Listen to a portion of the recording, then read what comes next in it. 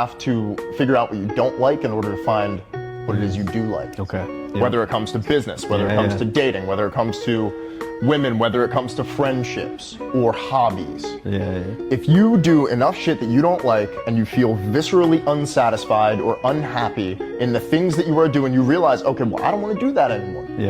Guess what, bro? I hated fucking going to school. So guess what? I don't go to school. I'm out of school. I hated running certain businesses.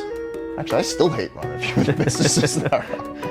But at the end of the day, you realize you're like, oh shit, I got to do something different. Right? I remember when I had the market, like when I was like full force in the marketing agency, when I was like right into business, and when I started Cash Flow Syndicate, the money really started rolling in. And then I got to a point where the money that I was making from info, from the community and from the business was replacing and actually like way over the amount that I was making from the agency. And so what ended up happening was I was like, well, I fucking hate running the agency business because guess what? I don't like waking up at 8 in the morning PST and getting on client meetings because I like staying up late. Right now as we're filming this, it's like 12 o'clock at night. And so, like, dude, I hate doing that stuff. So I realized, okay, well, I don't really like taking meetings, and I also don't like being shackled to clients and meetings and getting demands from people. I hate listening to people. Unless it's like a friend who was like telling me, hey, you're doing this and I want you to do this better because this is this, right? If you're doing something that you just simply don't like, even if it pays the bills, at some point you have to either find a way out of it or find a way to make it easier on yourself. If you're in an agency business, because a lot of people, they have these agency businesses. I have a program where I teach people how to start an agency.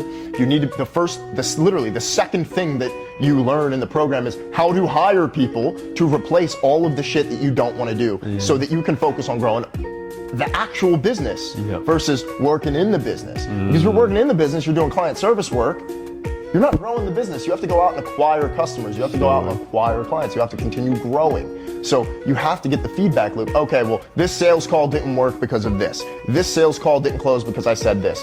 I had a guy one time who was a devout Christian and he was a virgin. But I didn't realize that because the deal was brought to me through a friend of ours, and I remember I said, well, you shouldn't just sell this now, and I made a sex joke on the sales call because this guy is like early 20s, early mid 20s like us, and I thought he was gonna laugh at it, and that killed the deal. So I said, okay, well maybe I need to do it wasn't don't make those jokes, it was maybe I need to do a little more research next time instead of just thinking that I'm him, right? Because you know me, like I can just get into a mode where I'm like, I'm him and everything just works. Of course. But at the end of the day, you have to do enough research to figure out the things that you want to do, and you have to do that by experience. And the things that you will do come from the things that you will do. Yes. One second.